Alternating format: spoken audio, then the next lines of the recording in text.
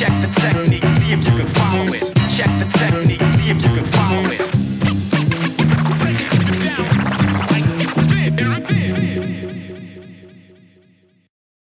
Welcome to episode 5 of Check the Technique podcast, where I, Pimpernel Jones, interview and showcase my favourite producers about all things technical geeky in the world of music and production. I want to find out the secret sauce that elevates their production and gets their personal style down. So today's guest hails from the West Country and has been a veteran in UK hip-hop for a long time now.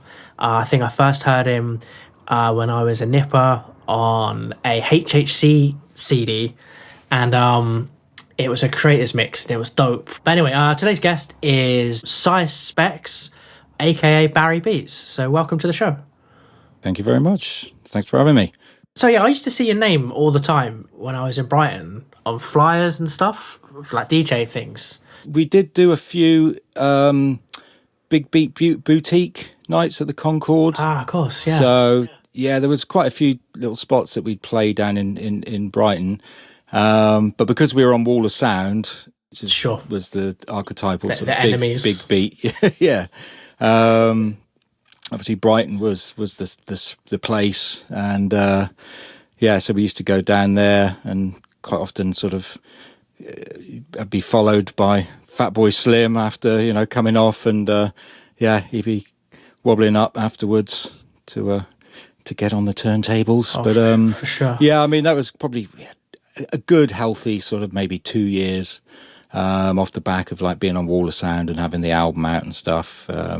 Did you used to DJ a lot in London anyway, or a fair bit? Yeah. I mean, we did have a residency for a while in the Dog Star, but yeah, we played all over the place. Fabric, The End, 5 Foot East, a lot of the sort of recognised clubs. And to be honest, like back then, it's kind of a shame because now with the stuff you can do DJing with, like Serato and with the S9 that I've got, it's like if I had that technology back then, I would probably sort of be able to tear it up. But back then it was just we were sort of probably more focused on the production, and yeah, I mean we had good records. I mean that's the thing back then. There wasn't so much competition with DJing because it was a fairly expensive pursuit because you actually had to every week go out and make sure you had all the sort of the good hot records and have all the ill funk and soul stuff. And there was a huge amount of reissued stuff then, so most of it we were playing sort of off original records and that. But yeah, so it's kind of about you had to have the records and the material to DJ back then, but. And the knowledge as well, because back then it really was a learnt thing. You may be able to pick up a few little nuggets off friends, but you'd have to do the work yourself. You certainly wouldn't be able to go to a website, look up all the different people who've used a sample or what the sample was in a particular song. Like there was a certain passage of rights involved with it. Well, 100%. I mean, trying to explain to youngsters now what it was like, even just back in the 90s, it wasn't till I suppose 98, 99 that we first started kind of, sniffing around the internet and sort of seeing what was possible and, coming across YouTube and things like that sort of in the early noughties. But yeah, it's crazy. All the knowledge back then was just sort of, stuff you had to seek and yeah. And just, I've been digging, I suppose. And when I met Julian, he had like a huge wealth of knowledge, and then you meet other people, and you sort of you're constantly tapping people up, and you've got your little trusty notebook with all your records written that you want to try and grab that you got breaks on and stuff like that. So it kind of reminds me of what it would be like being a scientist or magician in the medieval times, where it was like a sort of covert, word of mouth oral tradition, Yeah. Well, you'd probably have to make a lot of it up yourself, wouldn't you? You sort of have to be creative and conjure up your own tricks. Oh, for sure. Excuse the pun. So could you explain your route into music and when you started putting out stuff and all that type of thing, like just the basic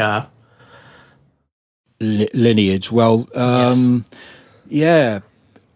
I mean, let me think.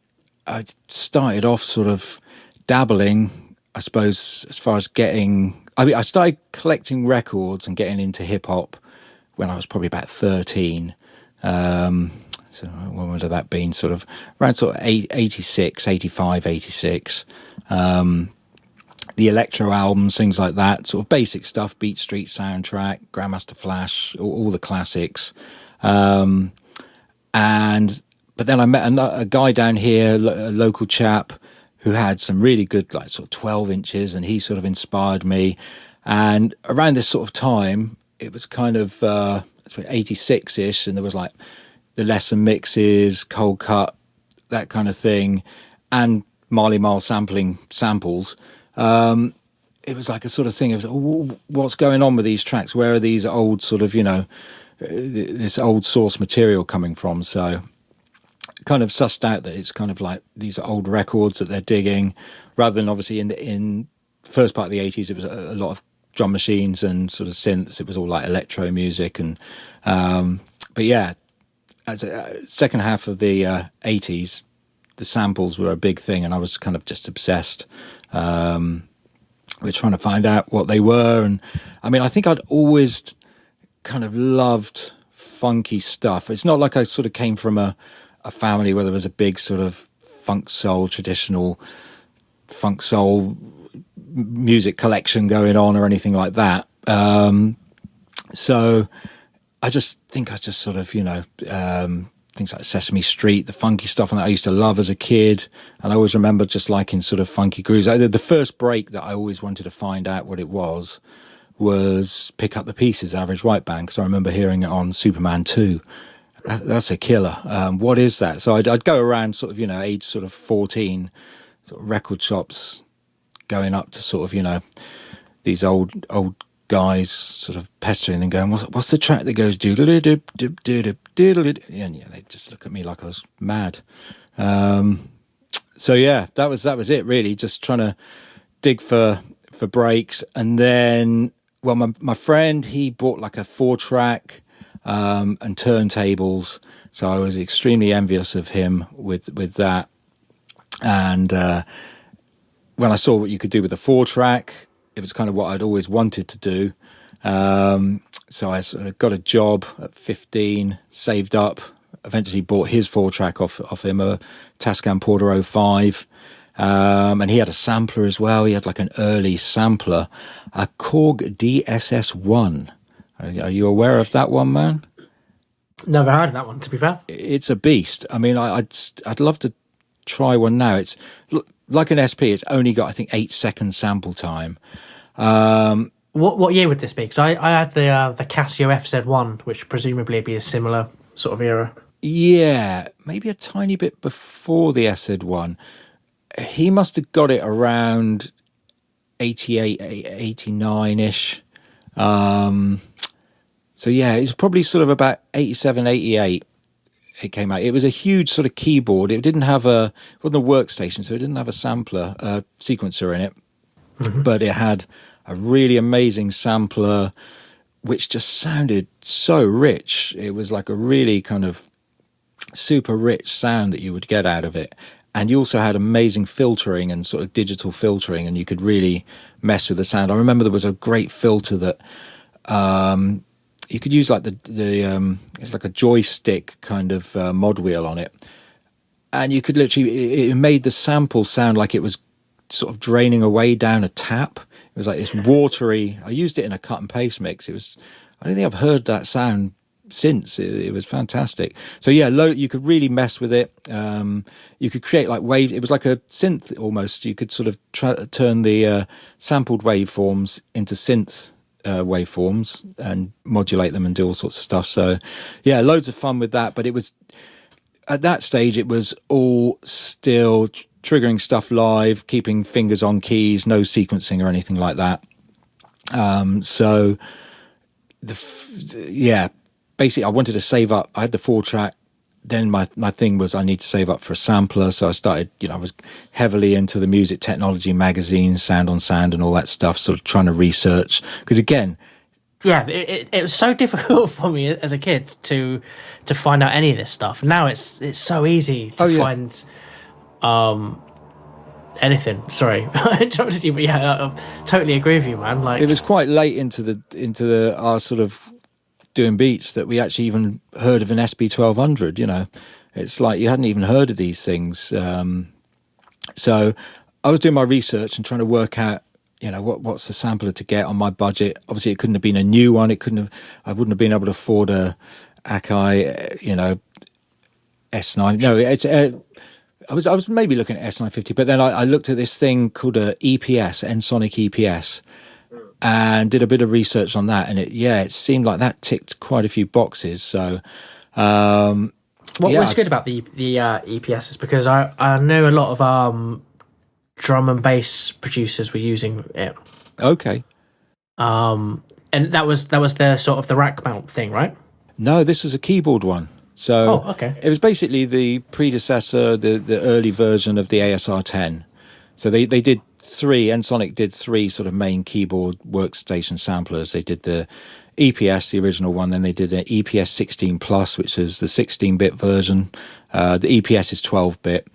And then they came out with the ASR 10, which was just the beast. But yeah, so I went in with the, I think I had like an article, a review page that the EPS, the original one, I couldn't afford the 16 Plus, so I still remember to this day how much it cost. It was £850 from the back of a copy of Music Technology magazine, because again, there was no eBay, there was no Gumtree.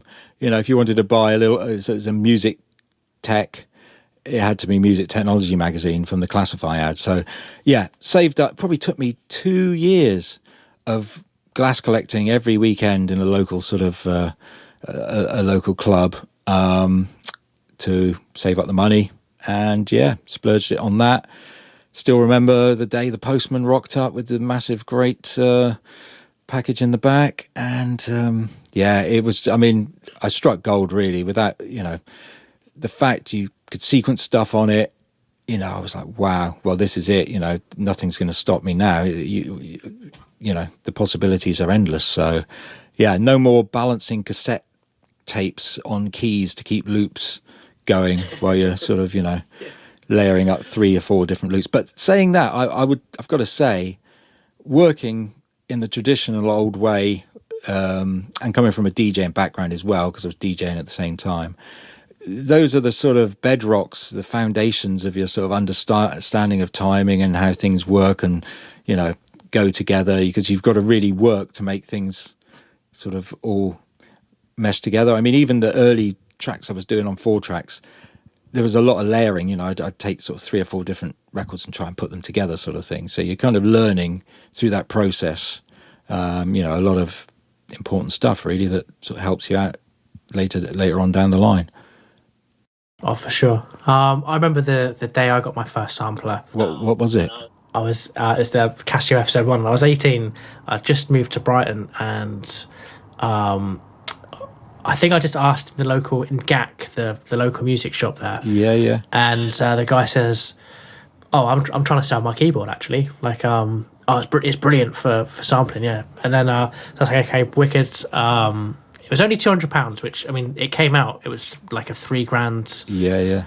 like mega beast or whatever. But by then it was just like really old sort of technology.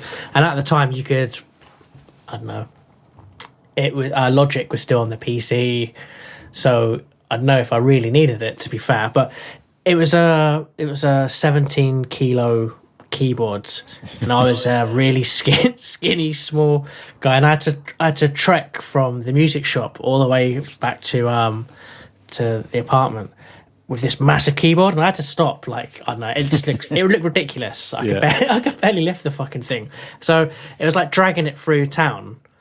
I don't know, it was some like Christ carrying his cross type thing. Like, it was a religious experience. I don't know if it was my downfall, but well, this is it. And now you've got more sampling technology probably available on your phone that goes in your pocket. That's the crazy absolutely. Thing. It's nuts, isn't it? You can get the IMPC with, like, you know, limitless sample time, where you can just sample things conjured up from midair through the power of the internet. You know. Did you say your MPC? So do you have a new one with super. Oh, the IMPC.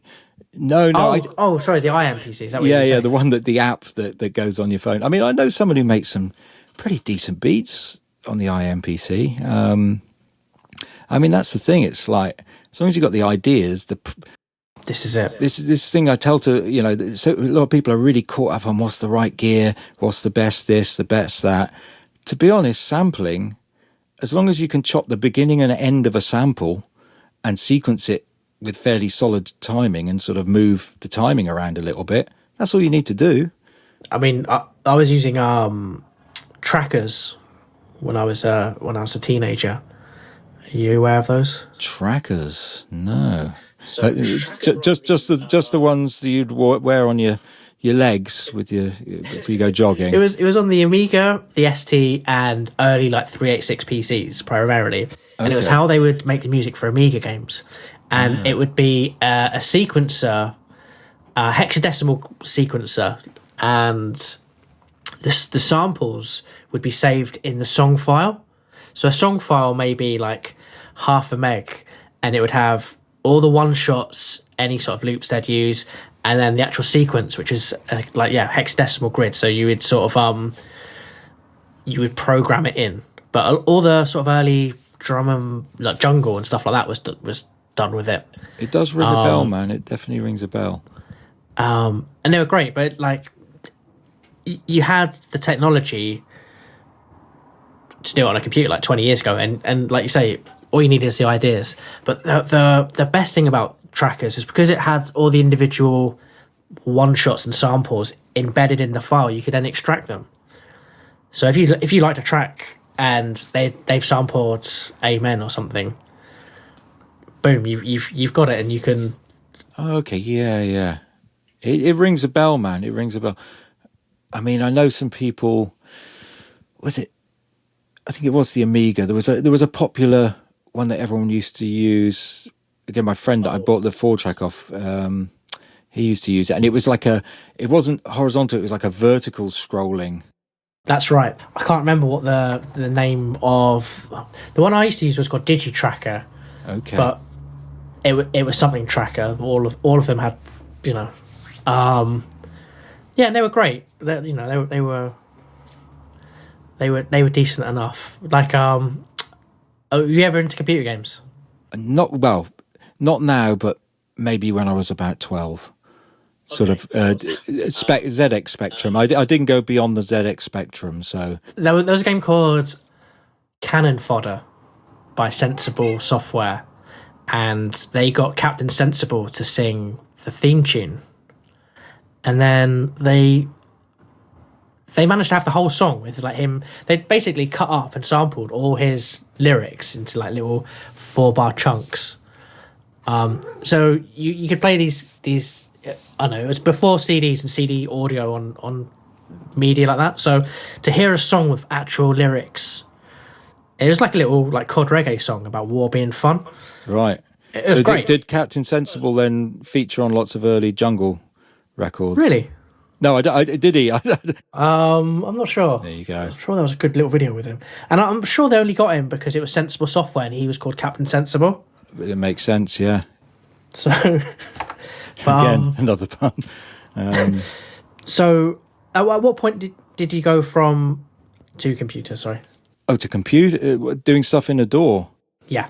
Oh man, I mean, gosh, that came a lot later. I mean, the lineage probably was EPS, then sort of hooked up with Julian, and we were working together in the creators. So that would have been 90 about 90 we met or earlier. No, earlier, man. Yeah, we met sort of 90-ish, 1991, something like that. I started coming up to London and sort of hanging out in London a bit. Then I went to university, so I was up in High Wycombe, which, if you're from Cornwall, High Wycombe is pretty much London. I'm in Portsmouth, and anywhere above. Yeah, I think anything north. Bristol inwards is London, if you're from Cornwall. So, yeah, basically every weekend I'd be down working there. So we kind of, I'd still have my EPS up in Wycombe. Julian got this, I I remember his first sampler. He didn't do as well with his first one. It was the W30, the Roland W30. Now, you notice no one ever talks about that sampler. Is that for a reason? Is there a good reason for it? Brilliant reason. It sounded gack. It was a hideous sounding thing. Couldn't make anything sound decent on that. So yeah, he quickly, I think around that time the ASR 10 came out. So as soon as he could, he upgraded to the ASR 10. And then that was just like a massive leap forward. Was the sequencer on the ASR 10, did it have like a certain groove, like they say the SP does, or the MPC or something, where the timing's rigid, but also has that sort of its own character? I'd say I'd describe the sequencer on the ASR 10, the sound of it, shit. Okay. It's not very good. It's not. I wouldn't say there's that much going for it as far as the sequencer is concerned. In fact, there's a few glitches on it. One of the main ones, and you can hear it on certain hip hop records, is when it goes. We work in 4-bar sequences, and when it repeated at the end, more often than not, especially I think if you let any samples go over, sort of, kept your finger on the key or whatever and didn't do a note off, you'd start developing these like a little staggered jump. So it would just kind of like, you get like... So would it finish the tail of the sample and then repeat? I don't know. It would just basically, it would get to the end of the 4 bars and it would put like a few extra milliseconds in. So there's a few classic records, you can't mix them for toffee in the club because they were done on an ASR 10 and, they just go out of time every 4 bars because of the little stagger. The SB404 does that, to be fair. Does it? Okay. Yeah, it's annoying. Yeah. It's a hell of annoying, actually. In fact, I mean, I've only had it for like a year or two now. Yeah. And the bugs are really, really annoying. Like to the point where it makes me feel less of it, Yeah. like less towards it. But at the same time, I don't know, it has its other strong points, and that's like probably its effects unit. I think that's the main thing, really, isn't it? It's just it's that weird compression thing that it does. But oh no, the compression's awful. What's that weird thing that it does then? The sort of... Yeah, there are people like that. I mean, the 303 has a weird compression thing, but if it's anything like I've got the 404 and the 505, if it's anything like that, then I don't know, it's not that good. It's the one I've got the newer version, so I'm not sure if that's different, but essentially what happens is if you're playing a sequence with a few different samples and stuff, it's like they're being overly driven, so the kick will duck out stuff. Okay, yeah, that's so the it sort just of pumps sound. a little bit, Yeah. Is it the thing that the Wolf compressor tries to emulate? Wolf compressor is really good, really, really good. Have you got any of the Wolf plugins? I had them on demo, but I didn't. They're over the top, completely over the top. So it was all about the dry and wet balance, just not to overdo it. Yeah. But I love the idea of Wolf. They've got some really nice other weird plugins. Like everyone likes the compressor, but they've got really good panning or sort of stereo imager thing, which is good, and they're all nice tools. But I discovered the Wolf compressors first because I was sort of researching into like 404 sounds and that vibe. And then I discovered Wolfpack. Are you aware of those guys? Oh yeah, the bat. Yeah. I think I might have heard one or two things and not liked it. I thought, okay, this is like trying to be funk, but not quite sort of hitting the marks. And then I watched a video at Christmas, and it was them live at Madison Square Garden. And I haven't smoked any weed for years and years, and I know it's Christmas, and I was high, and I watched this 2-hour video, and I was like, wow, this is the best gig I've ever been to. I'm obviously not there, but it was like such a really good live show, and they were swapping instruments every song. It's like, okay, so the drummer's now playing the keyboard player's now playing the saxophone, and then they swap around again. Then he brings out his mum to do like a breathing yoga thing, and then they just carry on. And it's nuts. Like really highly recommended. One of the best live things I've seen on YouTube. So the Wolfpack live at Madison 2019. And also, sorry to jump in still, the other two notable mentions. There's a black and white Stax review from 1960 something in Norway, Right. Wow. and it starts off with Green Onions, and then so what's that? The Barkeys, right? Booker T. Booker T and the MGs, sorry. And then it's the Barkeys. So then like they bring in their sax players, and then it's the Barkeys playing a few songs. And then they get Sam and Dave out to sing. And then Dave comes out. They were meant to be amazing live, like something else, weren't they, Sam and Dave? Did they didn't get on though, did they? I don't think they got on. Did they? Yeah, probably not. There's probably like a lot of like trying to outdo each other. Yeah. And that's probably why they put on such a good show. And then Otis Redding came out. And it's in Norway, right? So the whole crowd are white teenagers, and they're all sitting down at the start of it. And music's, the first song's Green Onions, and the most you're getting movement out of the crowd is like a little head shake. Yeah. And then by the end of it, they're literally sort of attacking the stage. Wow! And they're all stood up and just go nuts. It's such a great live show. That's a really highly recommended. Just and the bass, Donald Duck Dunn. Yes. So tight all the way through it. Yeah, it is mind-boggling, like the quality of musicianship. Like when you look back in the days, compared to, I think like an average band back then, like an average funk band nowadays would be revered as like something else. It's just everyone just seemed to be so on it. Do you think it's because I guess there was musicianship was more of a sort of a stricter vocation, whereas people wouldn't, and also you had gatekeepers, right? So you wouldn't be making the record if you weren't.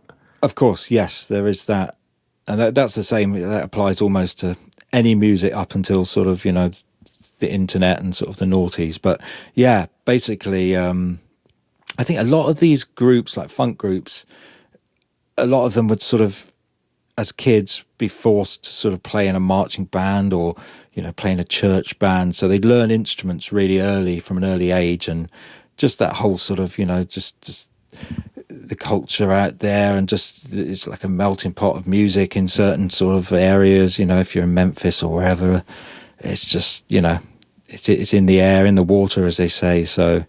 But it's incredible, speaking to a few people about, like, for instance, Kool and the Gang, their early stuff, and just as a band, they were just phenomenal.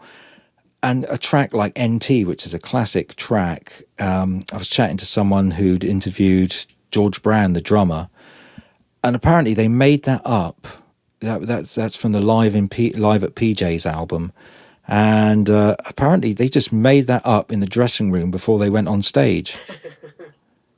That's the level, and that's now just like an absolute classic breakbeat, just crazy, amazing track.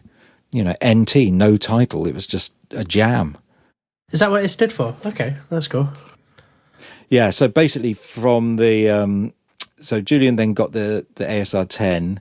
And actually, well, the problem we were having, as I was alluding to, was the sequencer was just a bit sloppy, and we weren't just getting that tight sound that we were listening to on the American records and stuff.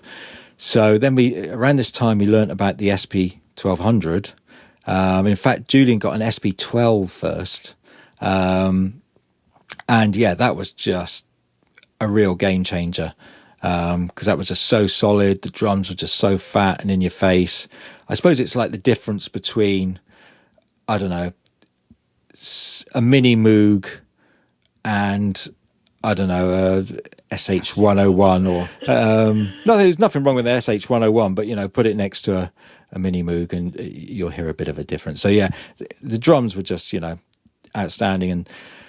And I think, it wasn't long before upgraded to the SP 1200. It's got a little bit more sample time. And, just sync those two together. So we worked two different methods, really. We either synced them together, so both sequencers were playing, which kind of worked, but there was a bit of drifting, and neither way was perfect. The other way was just MIDIing up the SP. So we were just using the SP sequencer and triggering the SR10 samples through the pads, but then you're limited to how many pads you've got, it was okay for sort of basic tracks, but yeah, we weren't really sort of known for basic tracks, so we usually sort of sync the two together. Then I upgraded my sampler, the EPS, to the MPC 2000, and a bit like sort of paralleling the SP12 to SP1200.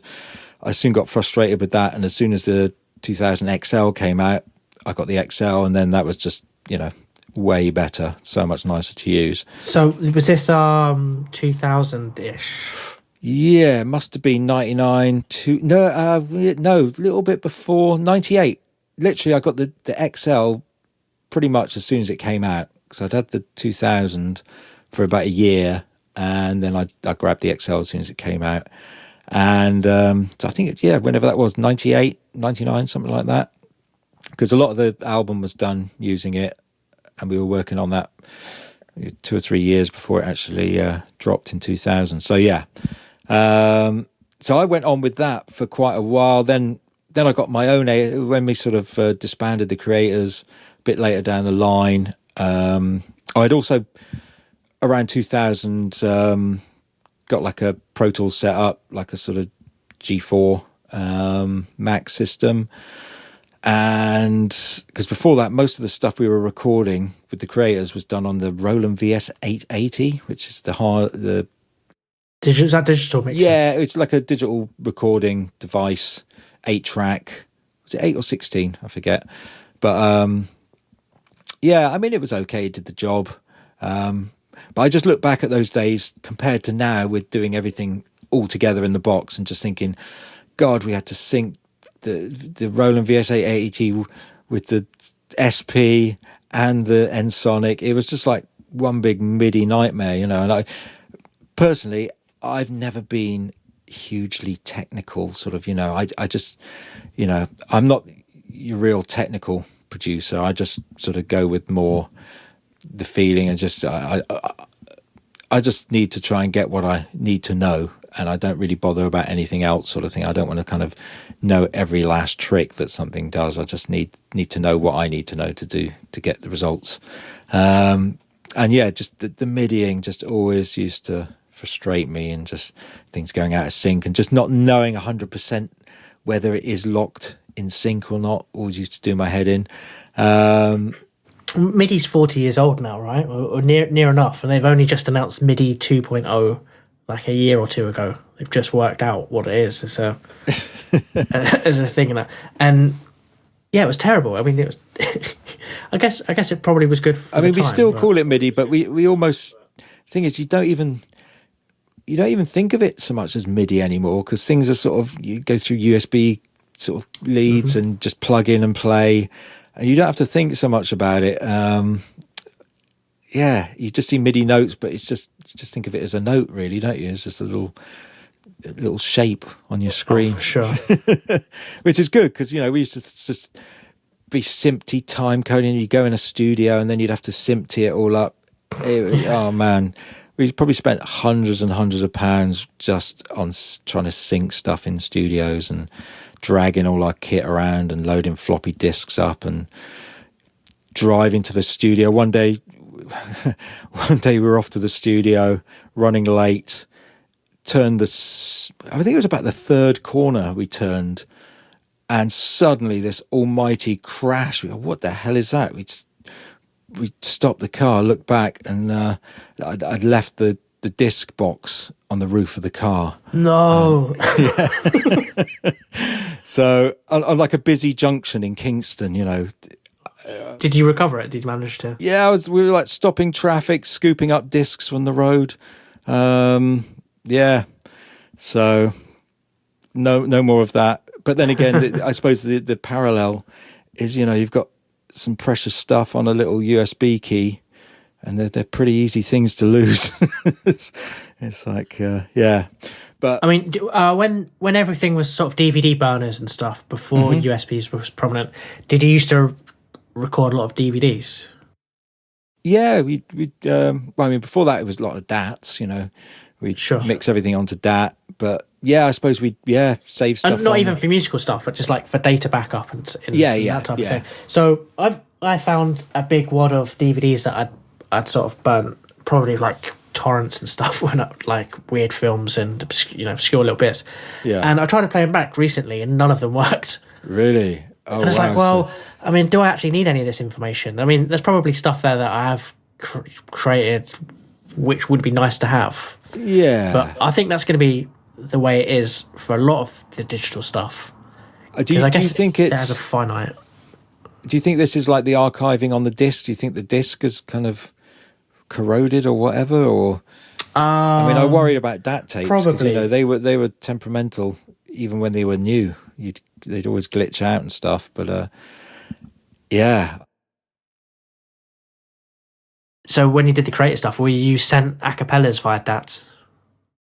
Sometimes, I mean, to be honest, most of the stuff we just did with the artists. Like, we'd go in a studio. I'm trying to think, pretty much all of it. Maybe there was the Big Twan. I think Big Twan record.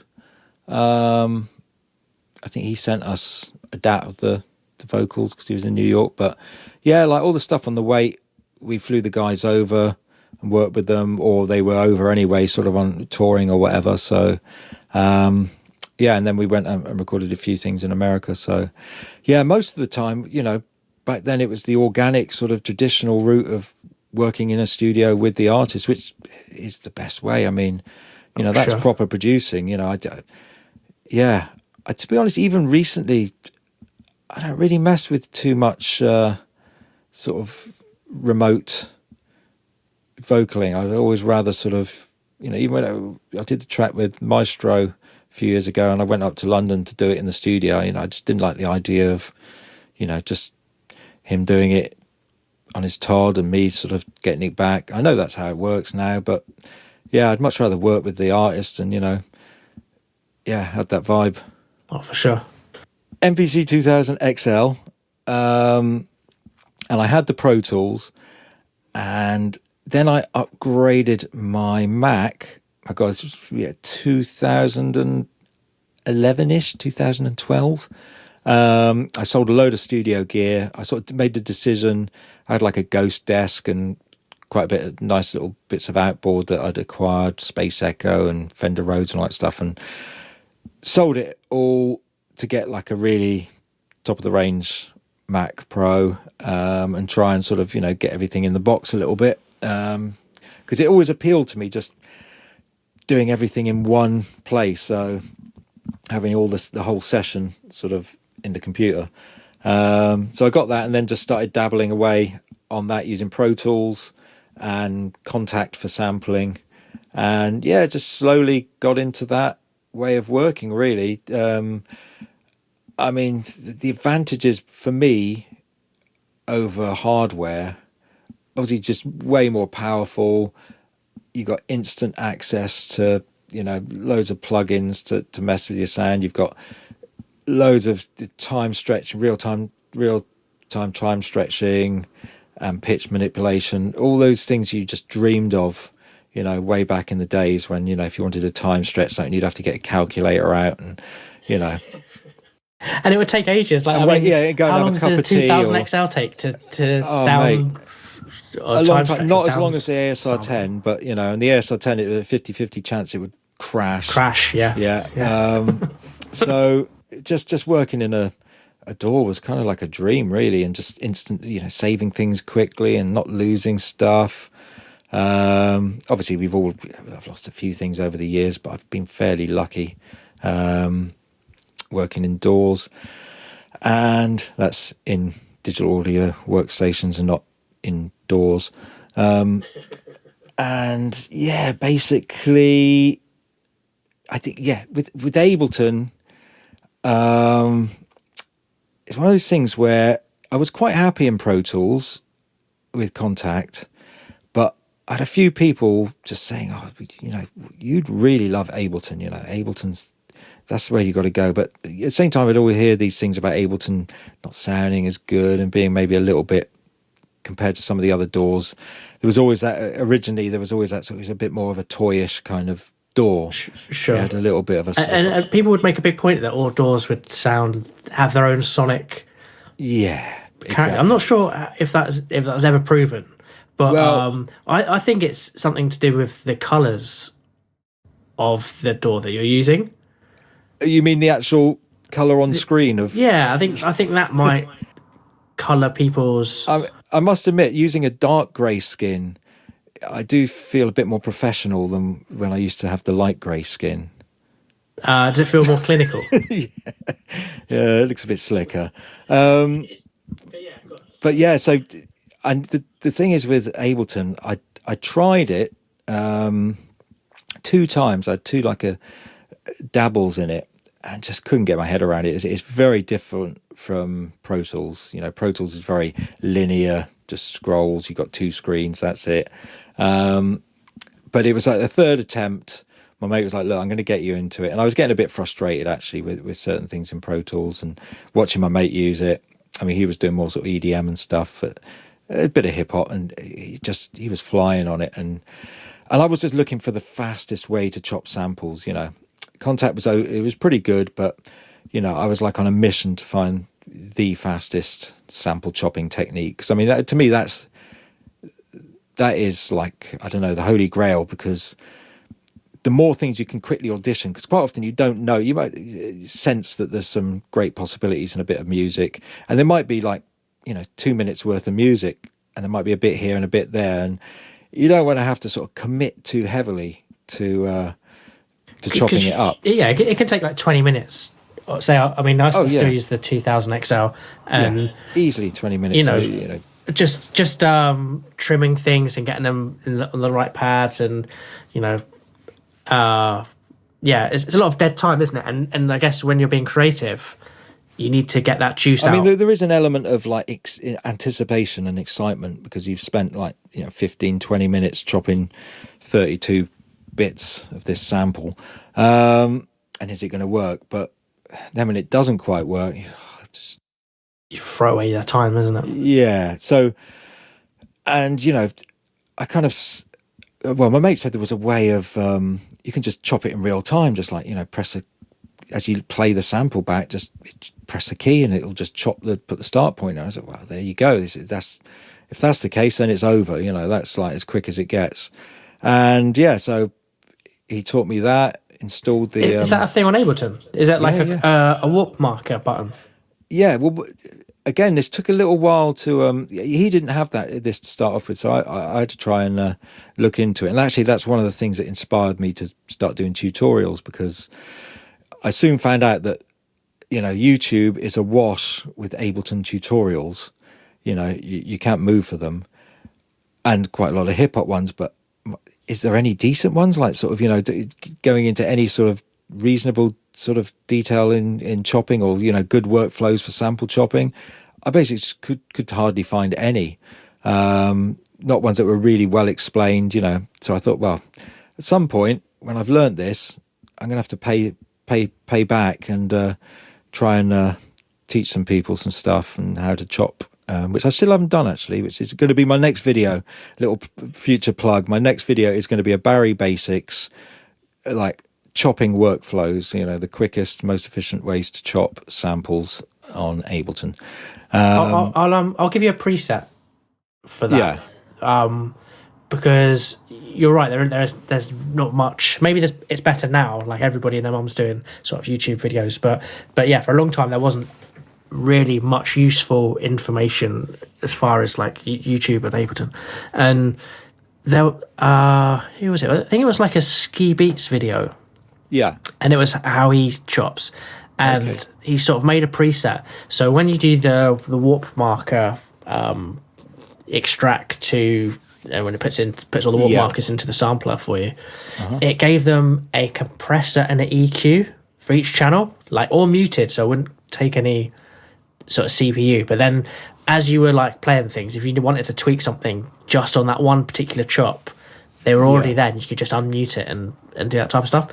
And then I think in the comments there was a guy who was his producer who'd made a better version of it. Yeah. So I used this preset quite a lot, Okay. So yeah, it might be worth having an explore Yeah. on that, because you can make your own presets for that warp marker thing. Okay. I tend to not. I mean, again, there's a few golden rules for me when it comes to chopping samples, and one of the main ones is I'll warp a sample to get it perfectly in time, but when I chop it, I always turn warp off. Yeah, this is it. Because I mean, there's a really good Sure. reason.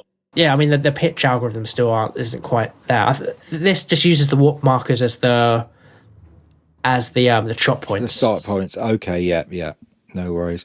Yeah, I mean, I don't know. I use a thing. Let me try and find it here. I can remember the name of it. And I've turned the thing off. What's it called? It's a Max for Life plugin. Yeah, I use basically a thing called AZ Labs pad slicing mode. Do you know that one? No, you'll have to sort of send something. Yeah, I'm not sure if it's sort of built into the new Ableton 10. I mean, it's the thing that you get on the what's it called? The Ableton, is it the push? Okay. Ableton's the push, isn't it? I get confused between. Yeah, there's the Nova mini launcher. Okay. I think it's the push, not the machine. I get machine and push mixed up sometimes, but yeah, on the push, someone had the push and they showed me real time chopping, but I couldn't find it anywhere in live. But then again, my mate who'd set me up on it hooked me up with this AZ Labs pad slicing thing. So basically, all that means is you play the sample on the bottom key where you start, and any key above it that you tap will put in like a start marker point. So in a sense, you've got real time chopping there, so you can chop something up in real time, which is incredible. But yeah, I mean, that's really good for when you're chopping up stuff that's less rhythmic, that's just got loads of like interesting bits or like weird vocals and stuff. But if you've got something rhythmic, I tend to go for, I'll just get it as close on the grid as possible, and then I'll just probably use like a sort of quarter or an eighth or whatever and just chop it into the incremental parts, and then obviously you can edit them afterwards. So Sure. That's it. Well, you can't get any better than that.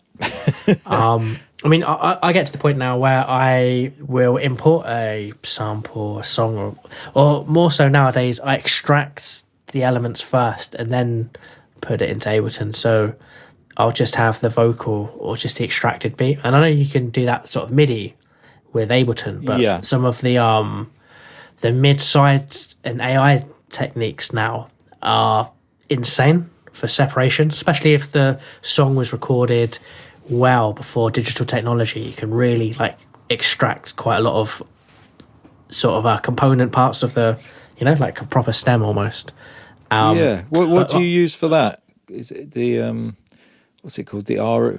Yeah, I use that sometimes. I did a video years ago on Mardi Gras without the bells, and back then I used a different plugin, and it's essentially the same thing. So it's basically like advanced mid-side phase inversion sort of things, but the RX is particularly good because it's they've used machine learning and AI to sort of get it down, and also RX are great tools for sound suppression. And like when they advertised it at first, they was like, here's a jazz song and you can hear the clinking of glasses in the audience where they were like drinking their wine and stuff.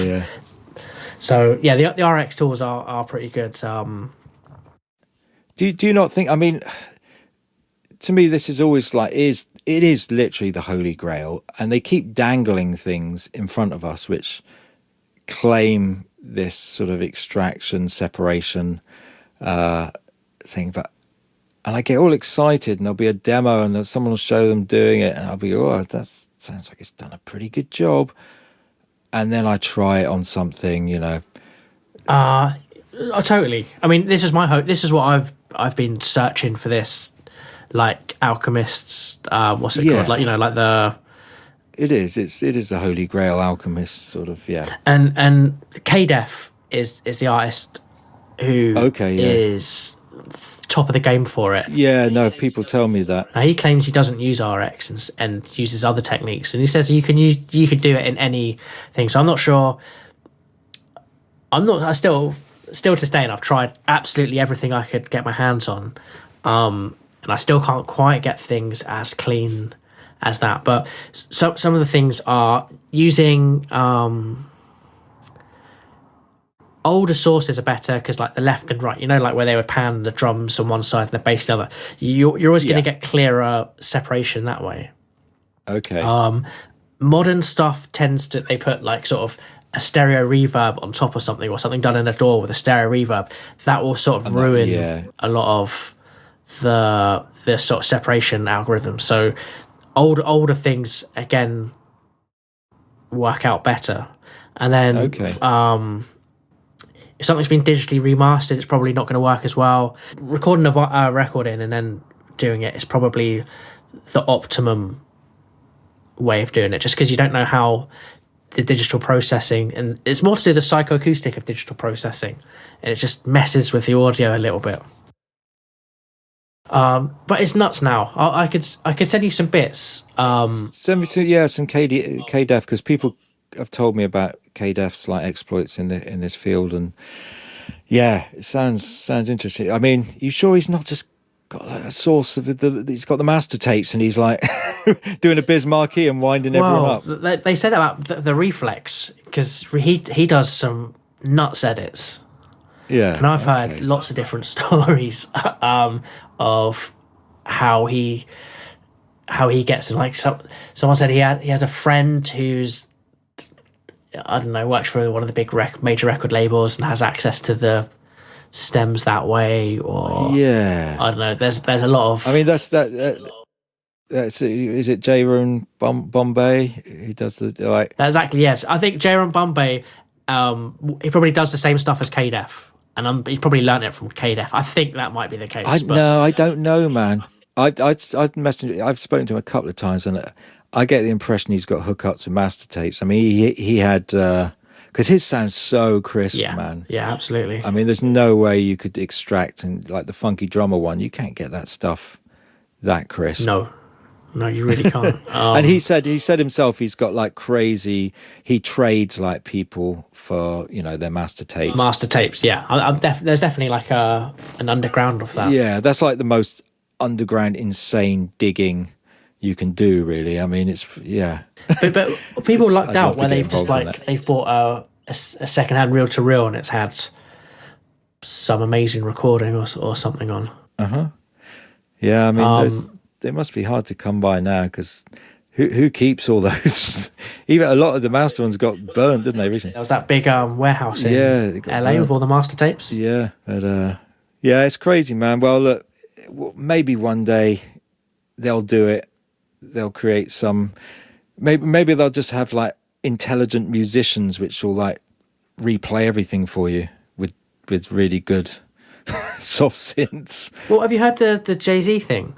People using the voice synthesizer. So that's another thing that Isotope or maybe Adobe are working on at the moment, where it machine learns all the phonemes and individual speech characteristics of someone. You feed it enough information, it can then recite it in that voice. Yeah, I think it was Adobe, because they were going to do like, it was basically billed as Photoshop for voice, but that's right. Yeah, I mean, they announced it a while ago, but now machine learn, just like anyone who's got a computer can machine learn it themselves. Okay, and it's like the deep fakes. Like, you think deep fakes are good, and that's with visuals. I guess audio is an easier technology to sort of calculate. Yeah. But someone recently, they had Jay-Z doing some sort of meme, I can't remember what, but anyway, Rockefeller were copyright claiming it. Right, and it wasn't even him. Well, yes, I mean, there's an issue there. I mean, it is in the likeness of. Yeah, and like every syllable has been gleaned from him, but his mouth didn't actually produce those words. Yeah. So I mean, this is going to be part of the future technology. Will be, I'm going to get Big Al to do some words that I wrote. Well, to be honest, man, with the cut and paste stuff that I try and do and trying to get all that stuff, yeah, it would be amazing. I would love that technology. I mean, so I use the stem extraction thing. I actually offer it as one of the services in my my audio company. I do mastering, but I also do like stem extractions. Okay. And some of them work, some of them don't. But when they do work, they work great. So what I'll end up doing is using the instrumentation from a song without the bass drums or vocals. I'll put that into Ableton. And it's got to the point now, like Serato samples a really good plugin for it. And I guess it hooks into your Serato library, although I don't mix my DJ computer with my audio production one. So that doesn't really help me. But anyway, it has a fine sample button. So the best thing about Serato sample is that it does immediately work out the pitch and the BPM, which is nice because Ableton doesn't, and I suppose it could if it wanted to. Yeah. But so it does that, and there's a fine sample button. So instead of just, it's like there's a random button, which is also good, but the fine sample, it detects transients where it thinks might be a good bit to sample. Yeah. And you can keep hitting it. And I just quite like not picking bits out myself and just try and just complete random. See, try and work with what it's spitting out and giving me. It's like rolling the dice a little bit. You know what? I couldn't be more polar opposite, I've got to say, man. And like I've seen all the Serato sample thing, and when it first came out, this random, it provides the chops for you. But I mean, my main problem, man, is I am just a complete control freak. So if I'm not controlling it, with most of this stuff, like I hate any kind of algorithmic thing that I'm not. Even these sort of scalar and things like that which I should really be embracing because my keyboard skills. What about then humanizers and things like that, like velocity humanizers? I just use my ear, man, to be honest. I just like to just mess with it all myself, and I just trust my instincts and how I know I want it to sound. I mean, I suppose there might be an element when I alluded to the fact that I'm not technically the most, I'm not like crazy technical as far as wanting to know if a plugin's got way too many parameters, I might just go, I'll try another one.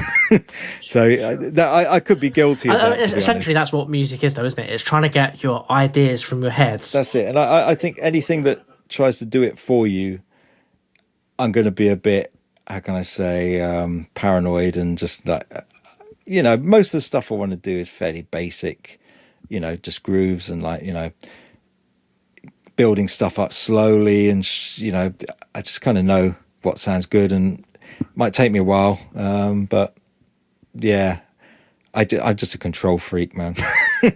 Oh, that's cool. I when I was at uni, I did my final piece on a quantum randomizer for patches, and it would use not a computer randomizer, which I don't know if you've ever had Winamp and you press random, and I don't know if you've got 1,000 songs on there, you'd press random, but it'd be the same song might come up more often than not. Okay. And computer random never felt properly random to me. So I was using a quantum randomizer by using the half-life of the decaying nuclear particle on smoke alarms. Oh, you know what? That is, to be honest, that's what I've been trying to do all these years. And funny you should say that. And what it was meant to do though is just feed the parameters for a synth sound, so it just create new sounds and patches. Yeah. I'm not sure if you remember, there was a VST, I think by Green Oak, I can't remember what it's called now, but you could take two sounds, one as like a mother and one as a father, and then it would sort of make a patch in between. Okay. And so you could generate sort of weird in between sort of sounds. Yeah. But essentially what would happen is it would be non-musical noise or non-usable. You know, Well, it's like say, I don't know. People like all sort of weird audio though. I mean, I guess Aphex Twin really pushed it when he was putting his face in the spectrograph, and turning that into a sound. Did you ever see any of those types of things? I didn't. No. So you'd take a photo, do a photo synth. So it would take a photo, turn it into synth noise, and it would just be a horrible sort of weird whistly thing, and then he'd put it in. But when you play the music back through a spectrogram or spectrograph, or whatever it's called, his face would appear. Wow. Because he's embedded it into the sound, which is nuts, really. Yeah. So when he moved his face, does that affect the waveform then, or is it? I mean, yeah. I mean, if they took a different photo and his face is in a different position, yeah, it would sound different. Right. I guess it's just mathematical. You know, it's converting one set of math digital data into another thing. Yeah. But yeah, it's not very usable. But I always like the idea of adding something random in there outside of.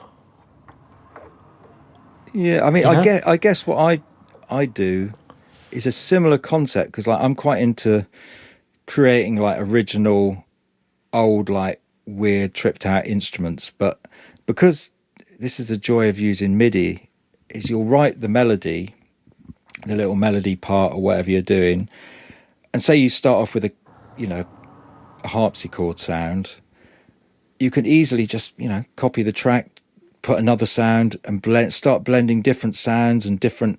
It could just be like the tail of something that you put after a harpsichord, or a bit of glockenspiel with harpsichord, or an EQ that so it just brightens it up, or mixing like the RMI, which tried to sound like a harpsichord with a real harpsichord, or a guitar plug. A harpsichord obviously is a bit of a kind of running theme with me, but Sure. Basically it's just melting two sounds together and doing it with synths as well. I've do that quite a bit. there was a track called Smiling Faces, which was a kind of like layered. I took an old like proggy sample, but it was almost buried under all the synth layering, and just trying to emulate the original synth sound to layer it up. It took 3 different synths, because again, I'm okay at programming synths, but I'm not like I couldn't tell you on a Moog like every last kind of switch and knob. It's difficult to get that authentic sort of 70s synth sounds, more so. Like, I don't know, I think we've multi-sampled everything, but there's something about the, I don't know, like not the electricity running through it, but I always allude to it. My comparison that I always make with that situation is it's like CGI. It's like on paper it's exactly the same as reality. Light hits the surfaces in the same way, but unless it's Jurassic Park 1, which is the best CGI ever committed to celluloid, the first proper attempt at CGI, and it was the best. But ever since then, your brain just instantly recognizes that it's artificial. There's something in it. Maybe it's like a human instinct, but I think it's the same with... You get the uncanny valley now as well, where it becomes so close, but just a little bit off, that it makes it gives you a sort of weird feeling. Yeah. Do you spot green screens in the back of like TV shows and stuff all the time? Like they're not in a studio. Yeah, kind of. But I think with synths and with any synth emulation, you get that same kind of feeling. It's just not.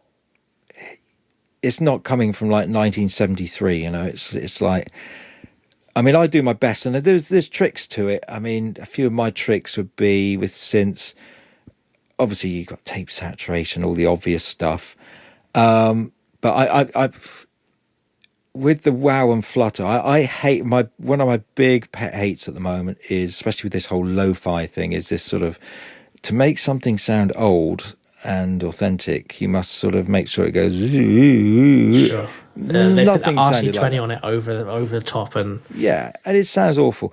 But I'd say with synth sounds, because they were slightly out of, what you're trying to get is that just not perfectly in pitch effect and just a little bit more random. I do occasionally just put a real, very subtle bit of wow and flutter on the synths and just drive them a bit more, just make sure you just degrade the signal.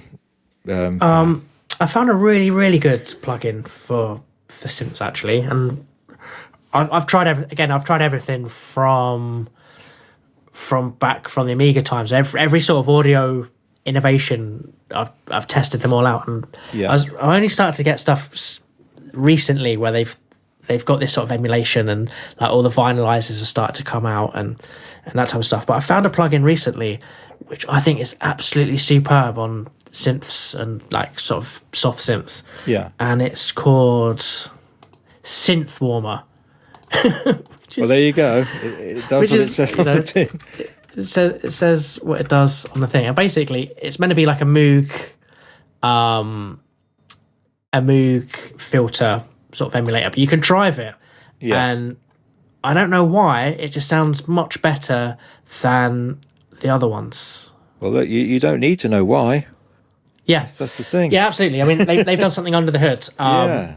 Oh, that's amazing. and- That's something Yeah, definitely. it's really good fun. How does it work on other instruments? It's okay. I don't like putting drums through it. I think it makes it too crunchy. Okay. But it's nice. I was doing What about organs do a and thing. stuff? Cause, Yeah, well, here's the thing. I organs do a are thing another every one. year called the RPM Challenge, and the one I did was just make an album in a month. So Okay.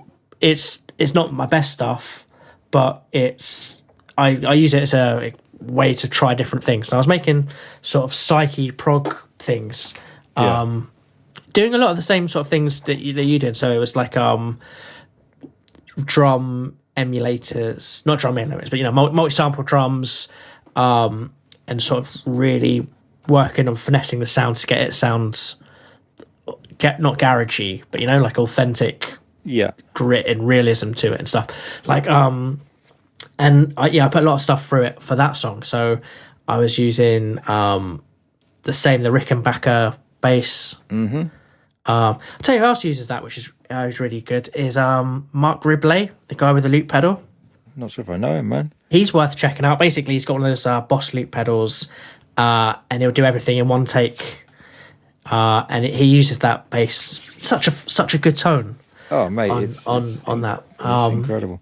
Someone else. Anyway, yeah. Is it Marco Polo was bigging that up the other day? He was like, "I'm going to let you into my secret." It's amazing. And before that, insane. I'd use Trilogy or Trinity or whatever. Trillion, is it?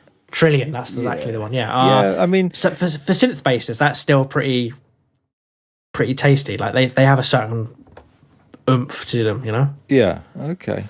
But anyway, I put the synth So warmer what drums through did the you organs and made really nice screechy organs. Yeah. It's simple as well. There's like three controls. You put a bit of drive in, you got the cut off and emphasis, and then you just turn the mix down to taste. But yeah, that's fantastic for that type of thing. Yeah, I think that's one of the areas I could do with finding a better workaround is getting the Moogs and the old analog synths. What about convolution reverb? Yeah, like Altiverb and stuff like that. Absolutely, yeah. Altiverb's the sort of best at it, I think. Yeah, I've not got one. No, I don't think I used to have it, but it never worked properly. It used to be really system resource heavy. Yeah, I think I've got one that will use convolutions. Do you have waves? Is it in wave? Yeah, it could be. Which one is it? IR something. Yeah. I would suggest sort of going down that route for some stuff. Yeah, and I tell you who do really great impulse responses. I've said that, and I'm going to have to try and remember the bloody name of them. They do like drum. God. I'll tell you what, man. Let me actually come back to me. Like, come back to me with that one. Yeah, I'll come back to you. They make like it's really frustrating because they do like sample drum kits and they're really cheap, and on paper they're incredible, like the way they're sampled really raw, but unfortunately they've not sampled them that well in that You're recording. they'll have they're not trimmed that tight, and they don't give enough velocities and round robins. And I mean, they're really basic, so they just go into contact, and there's no skin, like no sort of fancy, Contact has it in IR thing, right? Has it? Okay, yeah. I think I'm pretty sure. I had the piano in blue, which is the Miles Davis piano they'd multi-sampled, like the actual one he did. Wow. Bitch is I know, it was one of his like classic, and they sort of. You've got that piano, and then they've got one of the sliders, just like how on Addictive Drums, you've got like the bus and that type of thing. One of the sliders was their impulse of the room. Okay. To give it nicer, But you could just have it dry and do your own thing with it. I've never quite worked out how it processes the impulse responses, because obviously it'll be like a shotgun and it'll just sample. It's a reverb. It's like a reverb fingerprint. Yeah, but does it then apply that to the different pitches? Does it? It must have some intelligence. Yeah. I guess so. So a gunshot. The reason why they use that is because it's plosive, and because it is like white noise, where it'll have a range of frequencies.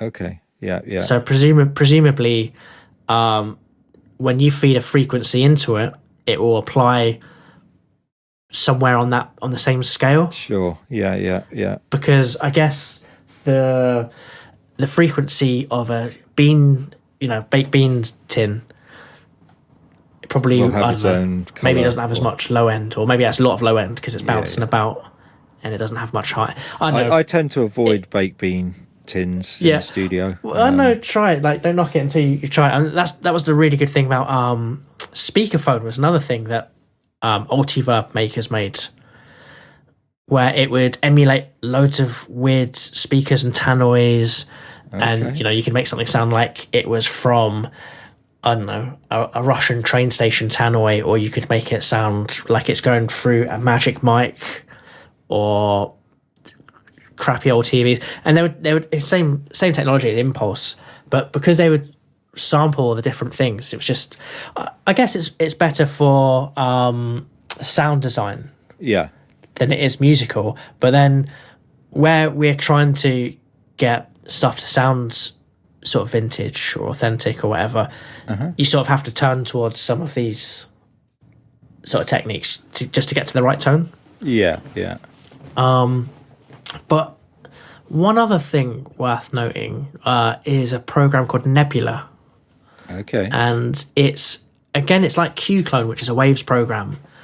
And again, it's the same sort of convolution reverb idea. It probably uses the same sort of technology and maths, where they put a gunshot or an impulse through, but it does it for different hardware. Right. It emulates loads of stuff. And the guy who's really, really top of the game for the impulses, for those types of things, for the hardware impulse, is a guy called Henry Alonga, who was like an English cricketer.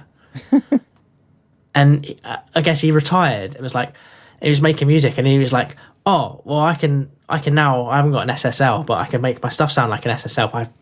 And he just went nuts on it and ended up having a company sort of dedicated to doing as many obscure bits of hardware. Yeah. And it's really good. It's I guess it's never going to be the same as actually having the thing. No. I mean, I was considering earlier, like, I've got a nice, so it's just like a sort of Bose kind of wireless speaker type thing. It's an old one, but I mean, it was quite expensive when it came out, but it's got this really sort of really nice sound to it, like a really tight sound. And I listen to sort of, the radio and stuff on it, and it just does something to the drums. So I was thinking, that could be the next thing, is just like playing stuff in like a nice room through this Bose thing that kind of... Oh, totally. Reamping, right? I guess they do have guitars all the time. Okay. You know, like they would reamp.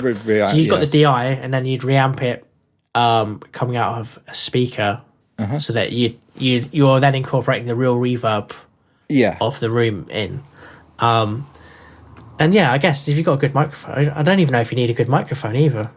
No, I mean, and you could afford to sort of not process it so much, you know, in the outset, just process it after you've recorded it back in with the mic. And then I guess you could mix in a smaller amount of it as well. You know, you could... Yeah. It's another option, isn't it? I mean, yeah, there's so much to explore and mess around with. I mean, this is the thing, sort of, you know, why...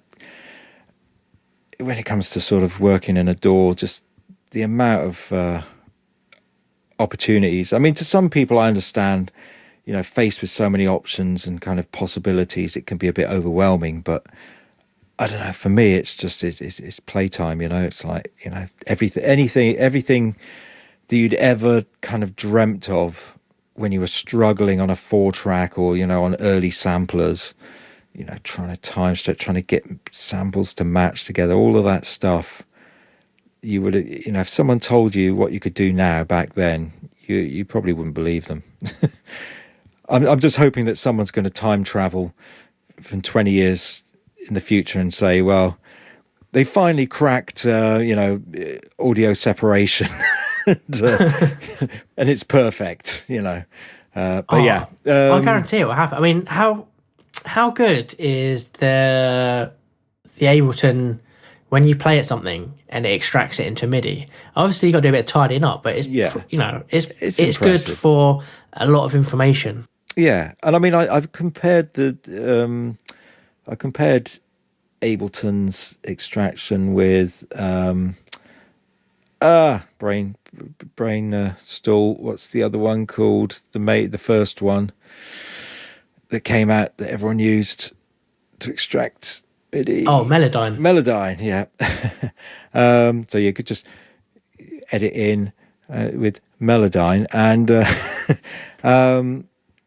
yeah, they're very different, but I'd probably I think Melodyne extracts more notes, so you're kind of left with a bit more of a mess sometimes. Sure. But yeah, it just is a matter of tidying up. I mean, okay, this is the one thing I haven't quite worked out, but again, this will be the thing. I kind of do it manually, but I think this will really help. So you extract something. I want something to tell me not what like the root key is, but in what scale it's been played. So I want something that can analyze the scale that a piece of music's been played in, because then if you can apply that scale or just the keys that are in that scale and then dead out all the other ones, you've probably then cleaned up your extraction in one foul swoop. You're right, but maybe with some like funk and soul stuff, there's little drips and drabs. The odd ones. It's the odd note here and there, which is out of scale. You might take out the slides. Yeah, it is the slides. That's the word. And it's all the weird little musical. I tell you what is really good though is using the extraction technique from the audio to make the stem parts, and then putting the separated bits through the extractor. So then it's not listening to the bass and the drums.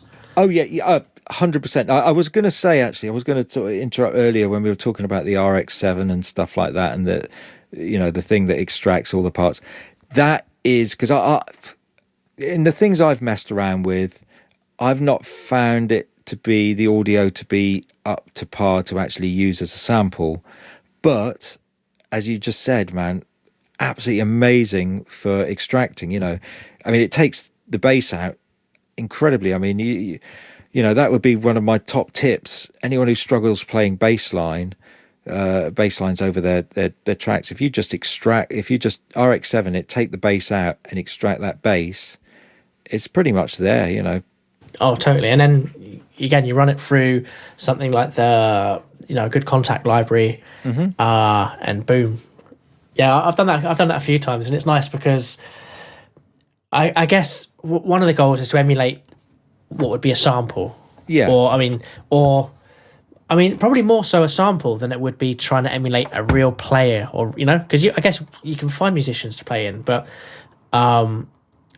something about the character and charm of a sample, Yeah.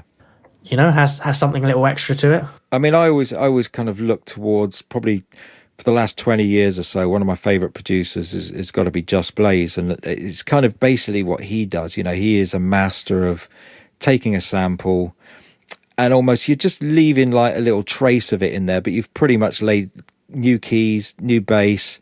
And it just means you can like EQ those elements out of the sample. So you've not got this big muddy mess, and you've just got this bigger sound, where you can just affect and process each element, and make it sound bigger and pan it, So it's just like taking a sample and just glorifying it through the medium of virtual instruments. And yeah, I think we'll see more of that as people sort of learn more and more techniques to do it, and as this technology sort of gets a little bit better. I've been doing it constantly for the whole lockdown. I've just been like extracting loads of vocals and scratching over them with Serato, because you can pitch it, yeah, and still time stretch and scratch them in as well. So I'll make a beat and I'll just try all the vocals that I've extracted. I can then just audition and then just tap it until it's in the right. It feels like it's in the right key, and so some of it works amazingly, like with the RX and stuff. Yeah. I don't know how, but the Labby Cipher I extracted is perfect. Okay. Every now and then you just get one or two tracks or songs that just extracts. I tell you one that is really good. The best one I've extracted, and I think it's because there is a lot of panning going on, and I think there's some phase issues on the actual original, is My Part of Town, Curtis Mayfield. Okay. I think anything on that album, on the Curtis album, yeah, that extracted really well. But I don't know, it's hit and miss, isn't it? Miss. And if you miss, I mean, I tend to put, I don't know, maybe 4 songs and get the computer running in the background, and I leave it for like 10 minutes and then come back to see how it's done. But you can waste a lot of time, and it's still CPU intensive. Like, you probably can't do a lot while it's extracting. Yeah. It's definitely like it takes all your CPU cores. So you've been doing a lot of stuff with sort of contact libraries and recreating breaks. Tell us about your album that you've just put out. Well, yeah, I wouldn't go as far as to call it an album. It's basically just like a sample pack, like a drum sample pack, aimed basically for people making beats, because obviously I do the School of Beats and sort of do my tutorial things. So I just thought I'd offer up. I mean, I've been talking about these sort of virtual instruments and sort of talking about the incredible technology with the drums, things like addictive drums, and but I've just done a 3-part episode. So I thought, well, for people who can't quite stretch to the addictive drums and the Abbey Road drums, I'll give them a few ones that I've done, but also give them like the individual parts. So in theory, I mean, I'll probably do a little video where I'll take all the individual drum hits that I've done at different velocities, all sort of from soft to hard, and I'll put it in the sampler, and in theory you should get a very, very similar result yourself. So you should be able to make sort of authentic sounding old drums, or at least make some banging hip hop drums out of what I've provided. But yeah, I've just I mean, it took a couple of weeks, just sort of thought I'll do 10 drum breaks and just offer it up for people to sample at will, do what they want with. I came with, well, actually the guy from the label that put the album out, Prit, King of the Beats, he coined the phrase ultimate fakes and beats.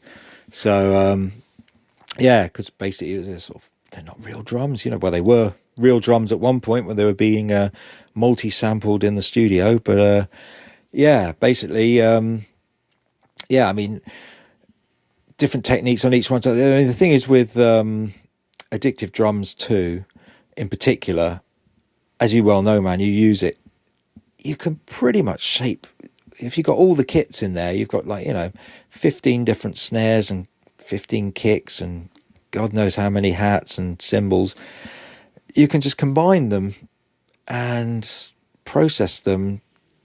Well, it's just kind of limitless what you can do with them, sort of, Do you ever do the multi-out with them as well? So have them routed to new tracks in Ableton or whatever DAW you're using, and then you can process them further with the third party or the DAW stock processes. You know what? I haven't yet. I will, but it's one of those things where I'm nowhere near exhausting the possibilities, and I'm happy with the results I'm getting as is, without having to go too, in depth and technical and sort of trying to work out how to split everything out. I'm sure it's not even difficult, and also I do process the drums as a whole a little, with maybe a bit of reverb over the top and sort of different effects, maybe some amp simulators and stuff. But I kind of like to do it over the whole kit because I figure. Oh no, you still can though. Like you basically put the individual parts. So you have the drum going to Ableton Audio 7, 8, 9, 10, whatever it is, and then you just fold them. So then it's still okay, yes, a bus with the drums and stuff. But it just means that you can, if you've got any other like secret source plugins that you use, okay, incorporate those. I mean, it might be quite nice, particularly I think with hi-hats, because I said on the video, on the Fake Breaks video, I think the trick to the thing that you really need to degrade the most with these drum kits is the hi-hats. They're the ones that always give it away, that always sound like a telltale. This is like a newer sounding drum kit or drum sound. So yeah, it would be quite nice to add a little bit of additional. I think bit reduction is the thing that works, and bit reduction and just a little bit of overdrive distortion on the hats is always great. So just to be able to do that on the hats on their own would be fantastic. And yeah, maybe like a slightly different, an extra level of reverb on the snare. I mean, I just didn't want to almost get into and also the more you throw at it in separating it, you might sound more like a hip hop drum kit, I suppose. I mean, that's what I did with the album. The drums on there, like on the B side, they're all virtual drums, but I almost didn't want them to sound just like old breaks. I wanted them to sound like I'd sampled old breaks, but it's still a hip hop record. Do you know what I mean? So that was the difference between that and maybe the beat, the Barry's Drama Suite thing that I did, which I wanted to sound 100% authentic. So yeah, I mean, that would be good for definitely when you want to turn the addictive drums into kind of more like straight up hip hop. I've sampled these drums in a hip hop record. But yeah, I mean, but the effects and everything, apart from, I'd say the EQ isn't that great. The individual EQ in addictive drums, would you say that lets it down slightly? Yeah, I mean, I'm sure it works fine. I mean, I don't particularly like SSL style EQs, but people love them, and it's the same sort of thing where I'm sure the EQ that they've got is really good for drums or like for some engineers. But I mean, I use FabFilter for EQ, and there's something about that I can make a point and drag it and it's done. I don't have to like sort of try like 4 different dials to get to the right thing. I can just go to the thing. Yeah, I would say all of it. I mean, I'm not sure if the compression on it's probably that good. Yeah, no, true. But then you only want to lightly compress it because the whole thing is compressing the whole kit together, because you need to glue it together and make it, I mean, you've kind of got to just look at what techniques they were using back in the days. I mean, quite often doing these drums, I'll just use the overhead and just maybe I'll use the individual mics just to almost use them as EQ. So say I want a little bit more sub or something on the kick, I'll just bring that in and just bring that in just so it's sort of sitting in with the overhead. But yeah, for it's particularly like 60s drums, the overhead's kind of all you need in a lot of in those. Yeah, I mean, as I said, you can just go overboard. But the reverb, I mean, the thing that I think is incredible in addictive drums is the reverb. I mean, I don't think I'd want to almost mess with any other reverbs. It's just one of the best reverbs. Would you say it was better than sort of like the you were using the Abbey plates and stuff like that? It's hard to say, man. I mean, if it works, it works. Yeah, it is. I don't know. Like as producers, what we'll do is we'll listen to something and we'll go, okay, well, this has made it sound nicer than before. Yeah, or as you said, if it works, it works. And like, that's what I find with it. I mean, you know, I'll mess a little bit with sort of, you know, maybe a couple of different reverbs, add them together and just, you know, I'll just mess with the bus going into the reverb to just get different sort of levels of it and tails and stuff. But on the whole, I find that it just creates that seamless tail that you're always after on snares particularly. And that's really difficult, you know, on most... I find I have to EQ reverbs a lot nowadays. Yeah? Yeah, I'm not sure why. I do that sort of the Beatles thing where it's 300 hertz and 3k hertz, so you chop all that out. Okay. I don't know. I don't know. I just haven't sort of mastered reverb. Maybe it always sounds better in other people's songs, even when I'm like, you know. What's the one my mate was telling me about a while back, which he said is the best one. Valhalla. No. Well, people have bigged that up for sure. But yeah, I don't know if you know. Do you know Mark Pritchard? He's like a complete. Oh yeah, honestly, the Harmonic 33 stuff. Yeah. So when he did the music for TV, film, and it's incredible. radio, yeah, which fantastic, like absolutely fantastic records. Mm-hmm. I managed to blag a demo copy. I was on like the Ninja Tune forums at the time. Yeah. And I managed to blag like a review copy, and I was like, how does nobody know about this record? It's like it's magical, you know. He's got the sound, and one of the things on there is I found on the M-Tron, you know, the M Audio, Mellotron. I found some of the loops that he'd used for one of the songs. Yeah. I was like, wow, he's just. I mean, he was one of the first to butcher those because they've been done to death since. But you know, he actually had a hookup, or Dave, who he worked with, Dave Brinkworth. That's right. Is he from Your Way? Yeah. I mean, he mixed our album, most of our albums, like The Weight. But yeah, he had a hookup with the M-Tron guy and was getting like the tapes before they got released, I think. So were they like someone had recorded these onto Mellotron tapes and it was part of an actual Mellotron thing, or was it? Do you know, like? Surely, if they weren't on the original Mellotron tapes, right? Yeah. All those. Oh, really? Yeah. They were all available. The Mellotron, I mean, it started off, it was meant to be some accompaniment sort of thing that people would sing along to. It was like a gimmick. It wasn't like a serious, you know, progressive rock instrument. Like, that wasn't the idea. Sure.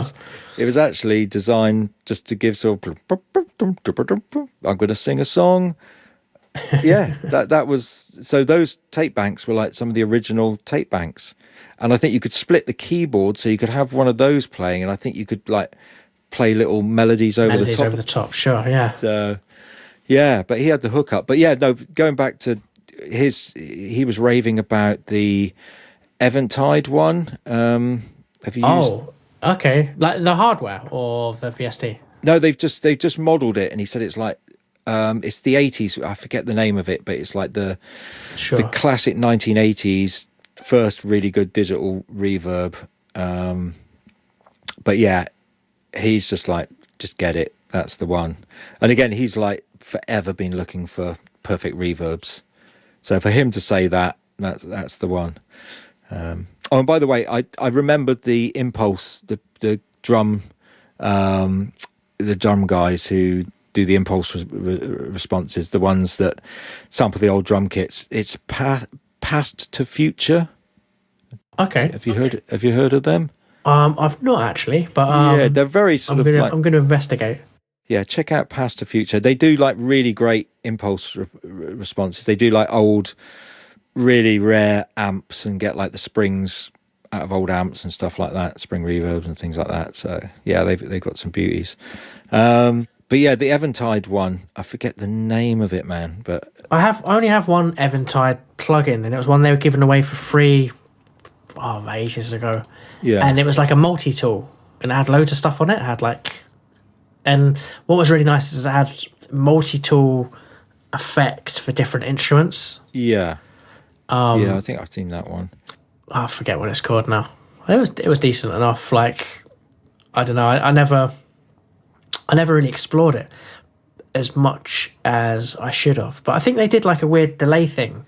They did a famous like hardware delay effect that you see in that Andrew Weatherall would use all the time. Yeah, you every studio we used to use would have that Eventide delay, and we'd always use it. But you'd never get excited about it the same way you get excited about a Space Echo or something like that. Sure, it was just absolutely. Like, it just looked a bit shit. That's the problem I think with the Eventide stuff, is it just looked a bit rubbish. But yeah, check out that reverb, man. I need to investigate that. But as for the drums, man, like, you know, Addictive Drums, what can I say? I do, again, I need to check out the other sort of virtual drum kits. Was it BFD? What's the one that everyone goes, Easy Drummer and Superior Drummer? That's right, yeah. I think one of those has a really good MIDI thing. And it would... I can't remember. I think like you could play a part in it, and it would sort of give you some variations that you might not have thought of. See, we're getting into that territory again when I start to wince. I know, like the randomised thing. But I'm like, because it's not the only thing I could do with help with drums is fills. I'm a bit rubbish with fills. Oh, this is it. I mean, but at the same time, you could get a soul compilation. Yeah. And each song, I've got compilations where every song on the compilation has a different feel. Oh yeah, you can just. I do try and rip them, but they're really difficult to rip. Yeah, I mean that is where I think with my fake drumming, that's the area I need to like. Oh, like actual fills in like at the end. So yeah, I was thinking of like introduction fills, but like actual with toms and stuff. Oh, yeah, no, it's a nightmare, and it is like the hardest part of drum programming.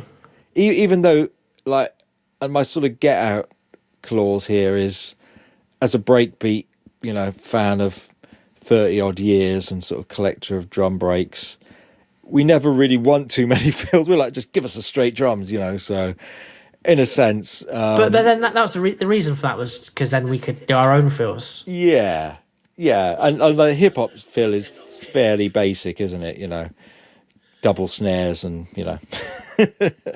But yeah, I still have massive issues with doing sort of fill variations in drum, because I feel like there's only like a certain amount of places where they can go.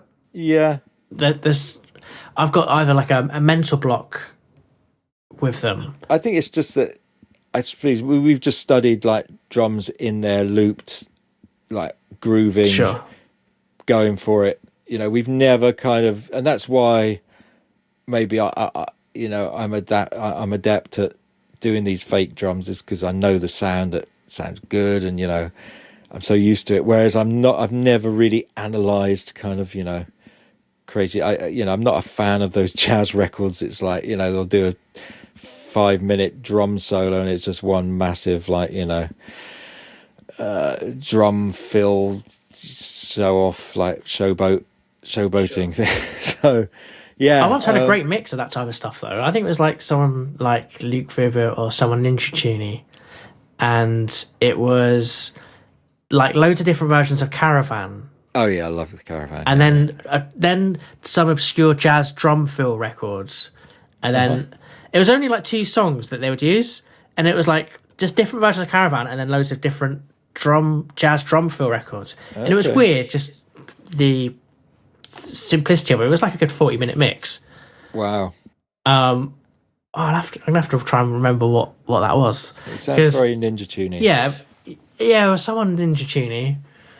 Like it was one of their their goods. I think I'm still like recovering from the trauma of trying to locate this tiny on the album I just put out, The Two Sides of Barry. On the A side, there's a track. It's called Blazing Baz. And it's like a sort of prog rocky, sort of hard Just Blaze style track, and the drums in that are literally just a tiny segment of like a sort of Eric Delaney type, one of these sort of jazz drummers going for it, and it's just this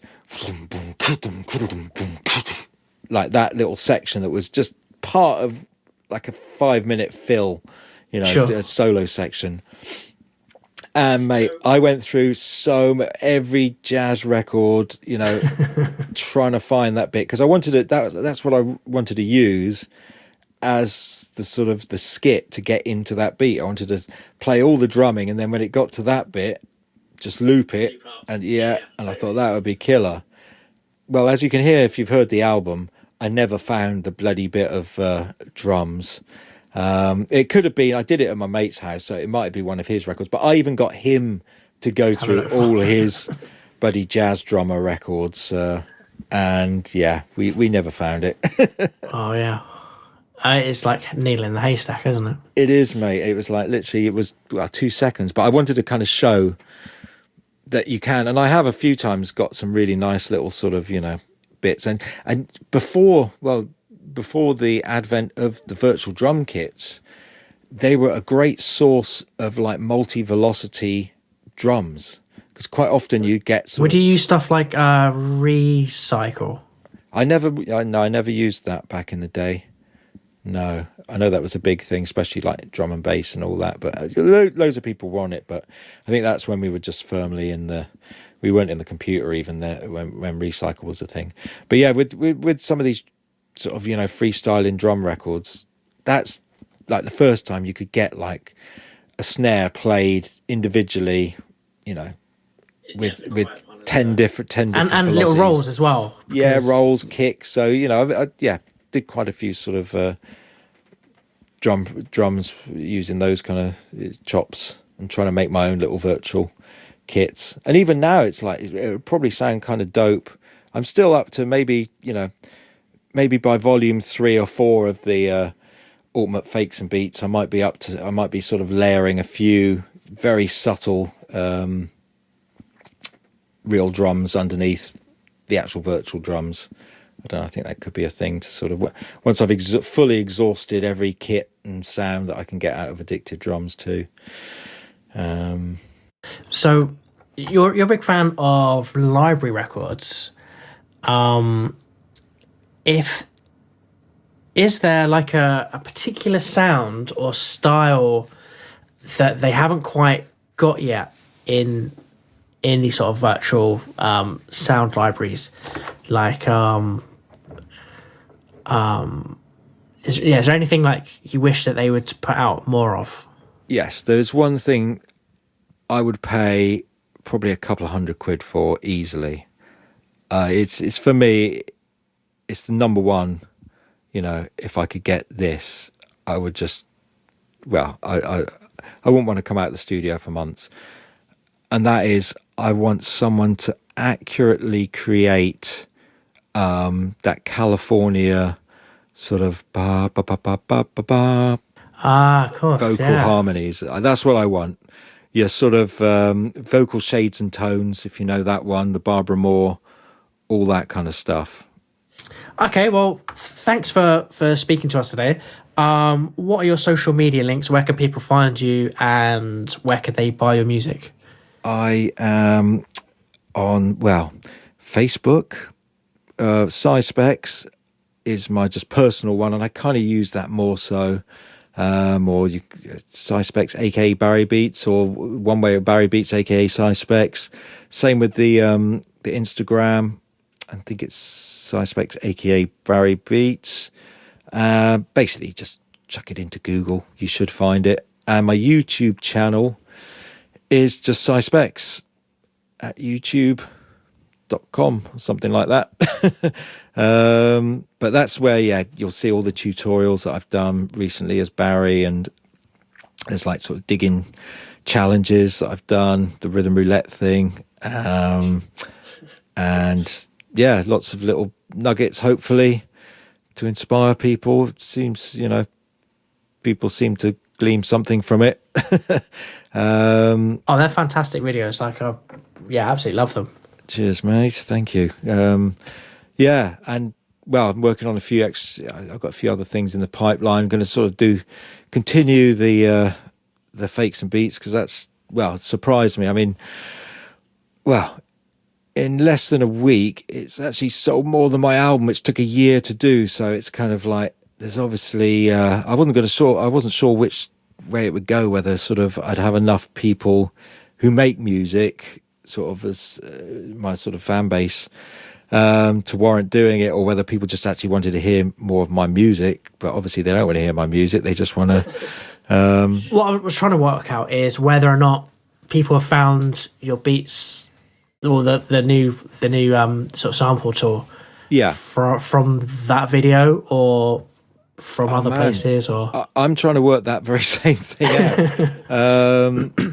I'm not sure. I mean, I haven't even stuck it on Instagram yet. I think I've alluded to it on Facebook. I mean, the problem with me, and probably a lot of producers in the similar boat who do it all themselves, who've got very little time to work on stuff, is, you work on the product, and when you've actually got it out there, you sometimes don't get a time to promote it properly. The worst thing about doing it yourself. Yeah. And then even when it comes to the album, I did promote that quite, I did put a lot of effort into promoting it, and then by the end of it, you're thinking, oh God, people are begging me for more videos, and it's like I can't actually talk about my album anymore. I've done enough videos and quirky little bits and bobs, and the Diamond D thing was the last thing. I was like, right, that's it now. That's fine. Are you going to put it on vinyl, the drum breaks? The drum breaks? No. I think no. Just keep it in the digital realm. I mean, maybe if I've, by the time I do five volumes, I could then maybe do a 12 of all of them without. Would you just do hits. Drums, or you think about doing other parts? Right. Well, this is interesting, man, because it's a strange thing, because I don't have an issue as such with people using sample packs, but I do try and I kind of try and encourage people to be creative and do their own thing. I mean, my whole thing is I'm telling people, extract breaks, be inspired by breaks, try and sort of, you don't have to, like me, I don't necessarily pluck everything out of fresh air. It's just like, but I'm very much inspired by old music and old grooves and want to recreate that. And I'm trying to tell people to do that, or sample and chop up these things and do interesting stuff with it. So it kind of flies a bit against that if I was just to come up with like my own little loops and my own thing. I could do it, but I'm just thinking, I don't know, it's like it would be a different audience. Do you know what I mean? It's like, by doing the drums, I'm still catering to like the hardcore proper beat heads, who obviously you're going to get the really highfalutin like anoraks who like won't touch anything unless it's an original pressing of the 45. And fair enough, that's great if that's your thing. Knock your socks off. But at the end of the day, I'm just after people who want to sort of get some dope drums, pretty cheap, get started. I've given them the tools there to take all the individual ones and sort of create your own sort of funk drum kits, pretty much for £3 or £4. So that's what I'm just, I suppose with my channel, I do want to keep it true to the ethos of me just trying to inspire the best sort of like music and just pushing the barriers a little bit, and just, you know, with great hip hop and funk and soul and all that stuff. So yeah, I'm probably going to avoid it for now. Whether, you know, I'm looking at other channels with other companies. I might sort of do things on the side for other people, but I think with my audience, I kind of sort of respect them to a level that, I don't know, I wouldn't expect them to go out there and just loop stuff that I've done, you know what I mean? Because the way I look at it is just, when people do that, it's like, are you not kind of paranoid there's going to be another 5-10 other tracks out there? Exactly. Like Splice is really big at the moment. Yeah, I know. But yeah. I just find that, I mean, I don't know, because we sample stuff, right? I mean, Yeah. we do use other people's music. But there's something sort of not fraudulent, but I don't know. If you're just sampling something that, I mean, I've listened to a few things in Splice, but there's nothing that's knocked my socks off. You know what I mean? Maybe if there was stuff on there, maybe if, like, I don't know, Galt McDermott's nephew had sort of just come with some insane, crazy, really high-faluted grooves with weird tripped out instruments that sound totally raw like an old record, then yeah, maybe. I mean, I think the thing is, for me, it's like, if you can't make it yourself, then yeah, I'll take it, you know. Maybe full sort of, you know, orchestras. Orchestras playing amazing, like Lalo Schifrin sort of like string sections. I might. Talking about Lalo Schifrin, right? So for years, that was my holy grail of what I wanted to be able to do, and I don't think Doors can do anything lush in that way, or if it does, it's going to sound exactly the same. Right. And I remember asking, like, all the music teachers I had at university, like, how the hell am I going to do something like a Lalo Schifrin string? None of them could tell me anything. Like, it was a bad university course, to be honest. Right. But that was, like, for a long time, my dream, you know? Yeah. Oh, yeah. I think I've given up on it. Well, It's those slides, isn't it, I suppose? I think it can be done, man, for sure. Do you know a guy called Alex Ball? No. Oh, man. Google that guy. He's got a channel on YouTube. Such a great chap. He started off, I mean, I think I was doing quite well on my channel. I had like 5 or 6,000 subscribers, and he liked what I was doing. I went mental over the stuff he was doing, and now he's just been prolific, and he's on, I don't know, like 80,000 subscribers now. He's just, but then he's been prolific. I don't know if he's just doing it full time now, but mate, he is incredible. The thing that originally, I mean, this will blow your socks off, man. Actually, he was one of the real inspirations for me when I saw his videos, to make me realize that actually you can do stuff in the box that will sound like an old record. Now, he's done, his first videos were like, he's done one where he's taken Bernard Herrmann's Psycho score and recreated it, just, you know. Oh, wow. And I love doing recreations. I think it's the best tool for learning anything. Yeah. And I still do it. I do it today with like modern pop songs as well as like classic hip hop joints. I'll try and, like, I spent last week trying to recreate Miss Fat Booty. Okay. Perfectly. And I got really fucking close to it, to be honest. I'm really proud of it, man. I want to hear it. I'm not going to do a video on it, I've decided. Yeah. But it's such a great tool for learning your craft. Oh, totally. Because you don't have to like really concentrate on the creatively coming up with new arrangements or whatever. It's just literally you're just you're just trying to get the sound and the pure learning, and it's just like, and then you can work out exactly where their heads were when they were creating it. Mm-hmm. So it might take me like 4 hours to recreate something which you could tell they probably knocked up in an hour or two. But that's fine, because there's a lot of, like, you know, fun schooling, and you're doing it your own. You can do anything you want to, you know. You pick something that you want to learn, rather watching a tutorial of like how to, I don't know. Well, I would say, man, check out Alex Ball Music's channel, and he started off. He did loads of 50s music, like the sort of early Carry On type music. Okay. That My Utterly Spiffing Guide to Light Music. That's the one. Brilliant. That And sounds seriously, you listen to that, and you will go, your jaw will drop. And at that moment when I heard those, I was like, right, we can do. That's it. You can do anything now. You know. quickly, as far as really good synths for which sound real, Yes. or sound the OBX1 synth is nuts. You've reminded me, man. Is that got really terrible presets? It does have terrible presets. Yes. It also has a bank called Famous, which has actual really well done recreations of stuff.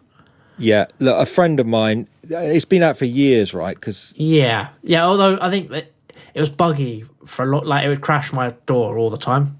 okay, yeah, a friend of mine. He's like best mates with Aphex Twin. He's like a real sort of synth nerd, like electronica guy. Again, he was like struggling with plug-in synths, and I remember this is going back 5 or 6 years. He was going, mate, I found it. I've finally found a synth that sounds like a real synth. It's amazing. But he said, like, you've got to mess with it, because he said the presets are absolutely awful. You know until you start messing with it. But it is the OBX. Yeah, I remember OBX1. That's what I need, man. Yeah, thanks, man. Because Wait. OPX, maybe it's called. I'm pretty sure it's. it rings. Sure That totally rings a bell, man. Yeah, OPX is the name of the VST. Yeah, and there's videos of it of all the people going through the banks as well. So that's probably worth checking out. And again, that through that synth warmer would be pretty close. Yeah. And you know what? There was a really good EMI Synthi VST Right. that sounded nuts, Yeah. but was impossible to control. Like, it wasn't very good as far as an interface, but the sound of it was Just good really, for like. and it was old as well. It was like, it isn't a new VST by any means. Yeah. I'll find out what it is, and I'll email you the information or something. Wicked. Yeah, they're starting to get that. And I guess if you tried the Arturia stuff. Oh yeah, that's what I use, man. I mean, I use mainly the Arturia synths, which are great, man. At the end of the day, Do they load in well for you? yeah, they're all good, man. And they're snappy, because mine take a little while to load in. No, my computer's. I've got to love it, man. It's like 9 years old. Thankfully, it was a pretty souped up, like $2,500 when I bought it, which obviously isn't going to even buy you the monitor nowadays. But Sure. yeah, I just think, what am I going to do if it goes? And I know, like, at this age, it's not going to go on forever, is it?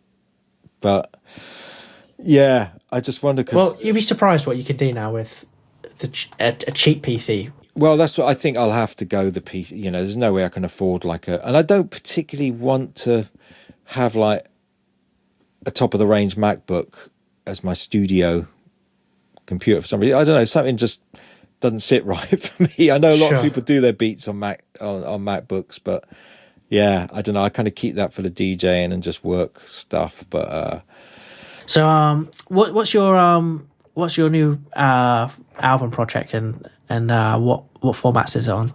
yeah, like the end of last year, finally got to put my long-awaited instrumental album out, Two Sides of Barry, which the concept being with the two sides, we've obviously talked in length about sort of trying to recreate samples and breaks. So the B side of the album is just no samples whatsoever, where the A side is all sampled. So the A side's probably tracks that have been lying around for the last few years that have kind of not been gathering dust.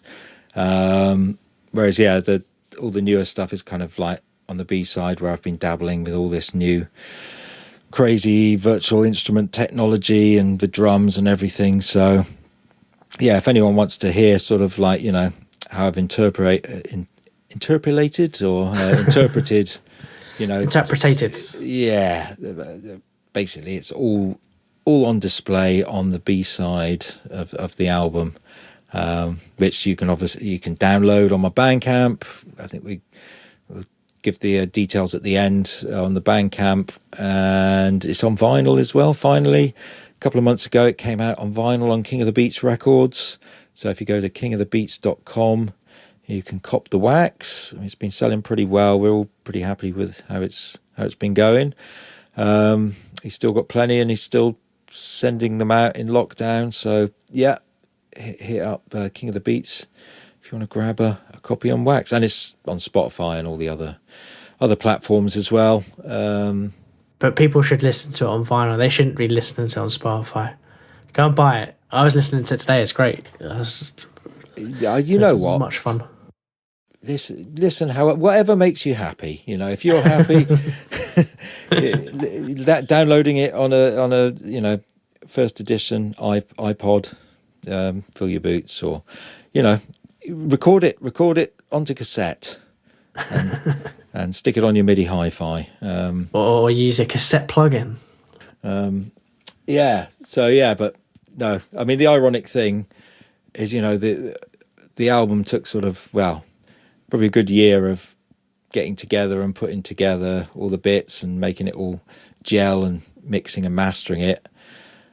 Whereas the drum album that I've just put out, the drum sample pack, that I've just put out, Ultimate Fakes and Beats, took like a couple of weeks to knock together. And it's already outsold the album. And it's on the way to making more money than the album's made for me. So yeah, expect plenty more Ultimate Fakes and Beats, I think is the key there. Okay, so thanks for speaking with us, and I'll catch you guys soon. Check the technique, see if you can